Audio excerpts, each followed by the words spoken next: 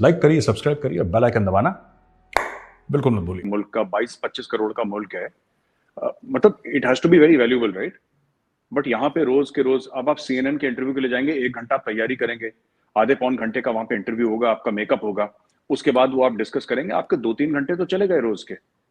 तो मतलब अगर आप एक इंटरव्यू 45 मिनट का भी करते हैं तो इट तो थोड़ा सा अब पता नहीं ऐसा क्यों है वहां पे, लेकिन यहाँ पे ऐसा बिल्कुल नहीं है। आपको बड़े बड़े मिनिस्टर्स का कोई रेलेवेंट चीज है तब वो जाएंगे, पर मैंने तो नहीं देखा कभी किसी को टॉक शो में जाते हुए ऐसे मीडिया को एड्रेस करते हुए। कोई बड़ी चीज होगी तो हाँ, एक प्रेस ब्रीफिंग होगी। प्रेस ब्रीफिंग में जो स्पोक्स, अच्छा आप एक और देखिएगा कि जो बाची साहब हैं, spokes person for the ministry of external affairs, वो ज्यादातर बोलते हैं। आपने जयशंकर साहब के बयान कम देखे होंगे। जयशंकर साहब बहुत कम बोलते हैं। आप हाँ, वो थोड़ा सा मिनिस्टर ऑफ एक्सटर्नल अफेयर्स है, ज्यादा वर्ल्ड मीडिया में उछाली जाती है उनकी बात, but he is a man of very few words. वो बोलते नहीं ज्यादा। बस उनका ये है कि वो फ्लाइट में सोते हैं, अपना प्लेन पकड़ा, फ्लाइट में सोए, वहां पे टाई शाई पहनी, अपना काम वाम करा, वापस ये वो 24 घंटे, ना कोई सैटरडे ना कोई संडे। इनका तो यही हाल है पूरे सबका, और ये नहीं करते। और दूसरा, जो आपने पूछा कि भारत में डेमोक्रेसी खतरे में है और क्योंकि ऑपोजिशन नहीं, ये बात सही है। और मैं भी ये बात मानता हूं कि आरजू जी, किसी भी स्ट्रांग डेमोक्रेसी के लिए एक स्ट्रांग ऑपोजिशन होना बहुत जरूरी है। इंडिया में वन साइडेड हो गया है, लेकिन I don't think we can blame Modi ji for winning elections. You see, ये राहुल गांधी साहब जो हैं, ये इलेक्शन जीत के खुश नहीं है। ये अब मोदी जी क्या करें डेमोक्रेसी के लिए? या तो मोदी जी ये बोलें कि नहीं ठीक है, भारत में डेमोक्रेसी मजबूत करने के लिए मैं खुद इलेक्शन हारना शुरू कर देता हूं। ऐसा तो होगा नहीं। डेमोक्रेसी को मजबूत करना है, ऑपोजिशन को स्ट्रांग करना है, तो ऑपोजिशन का काम है। ये जीत नहीं पाते, अभी उनको थोड़ा सा मौका मिलता है। और मैं तनकीद नहीं कर रहा, वो उनका पर्सनल मामला है, मुझे कहना नहीं चाहिए राहुल जी के बारे में। By the way he is my classmate, Rahul Gandhi is my classmate. हम लोग एक साल साथ पढ़े हैं सेंट स्टीफेंस कॉलेज दिल्ली में। फिर एक साल के बाद वो छोड़ गए थे, विदेश चले गए थे पढ़ने के लिए, बाहर चले गए थे। And he is a very nice man.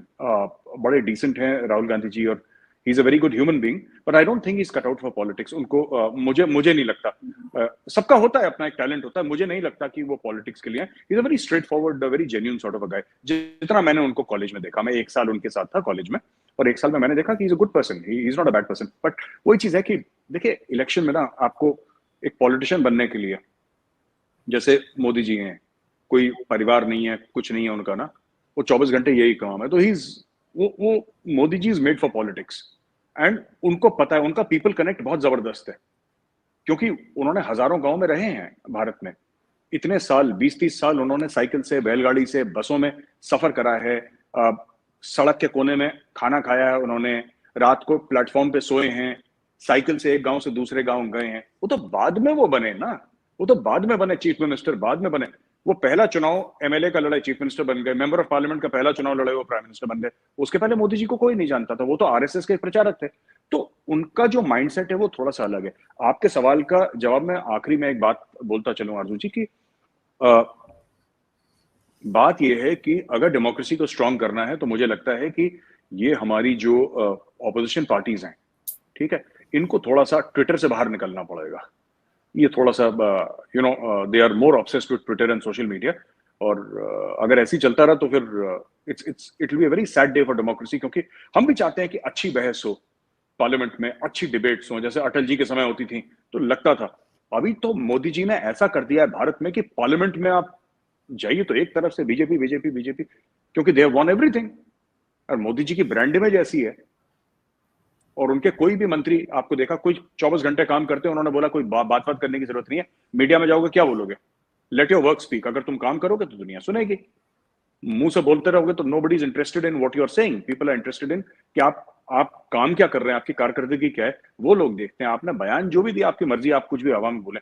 तो ये इनकी पूरी कैबिनेट बोलती भी नहीं है, और यही इसका ये भी है कि opposition is very weak, because I don't think opposition is a game plan.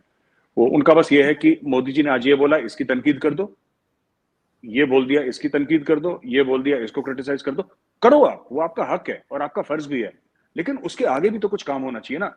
Politician का पहला काम है इलेक्शन जीतना, मैं ये मानता हूं अर्जुन जी। सब कॉन्टिनेंट में, एटलीस्ट भारत पाकिस्तान में, पॉलिटिशियन का पहला काम है इलेक्शन जीतना। तब वो लोगों की सेवा करेगा, तब वो लोगों को सर्व करेगा, पहले उसको जीतना पड़ेगा ना। बिल्कुल। यहाँ पर तो सारे भाई लोग हारे हुए हैं। नहीं, बिल्कुल आप ठीक कह रहे हैं, लेकिन तारड़ साहब आखिर ये अपोजिशन जो है वो हिंदुस्तान पाकिस्तान में जो भी अपोजिशन होती है ये मिलके काम क्यों नहीं करती गवर्नमेंट के साथ? अभी देखिए खान साहब जीत गए, उस पर यकीनन मेजर गौरव और पूरा इंडिया बड़ा खुश होगा कि जी बाई इलेक्शन में खान साहब की पार्टी जीत गई है, लेकिन खान साहब खुद बड़े उदास लग रहे हैं, उसकी क्या वजह है? देखिए, दो चीज मैं पहले थोड़ा सा वो मैं उस वक्त मैं वो एंटरटेनमेंट के हवाले से वो जो टीवी पे हमारे मिनिस्टर बोलते हैं वो उसका भी मेरे जहन में आइडिया आया जो मैं बता नहीं सका बाद में, कि पाकिस्तान में इसको ऐसे एंटरटेनमेंट इस्तेमाल किया जाता है। भारत में और दूसरे मुल्कों में शाम के वक्त गाने, ड्रामे, दूसरी चीजें भी चलती हैं। आप नोट कर लें कि हमारे टॉक शोज जो हैं उनमें गाली गलौज, एक दूसरे के साथ बदतमीजी को एज एन एंटरटेनमेंट समझा जाता है, जिस तरह मुर्गों की लड़ाइयां होती हैं एक दूसरे से।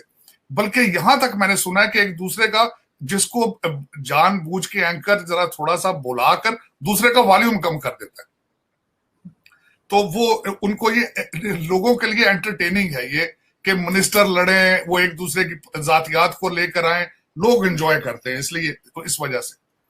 दूसरा जो मैं बात कहने लगा था कि अपोजिशन के हालात दुनिया में अगर मैं देखा जाए, मैं being a student of political science और खासकर यहां से अमेरिका से देख रहा हूं जहां पे जमहूरियत की बहुत लंबी हिस्ट्री मौजूद है और ये एक एज ए लेबोरेटरी काम करता है जमहूरियत के लिए, तो जमहूरियत को यहां भी चैलेंजेस हैं अमेरिका के अंदर।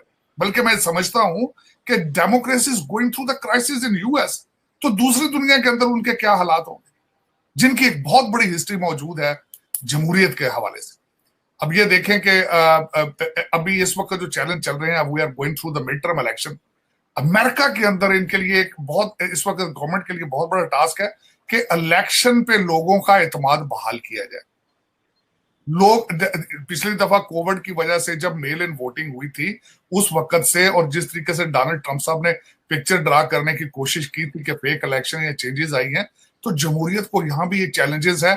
और बिल्कुल बेजा साहब ने सही फरमाया है कि social media is a biggest challenge और media is a big challenge.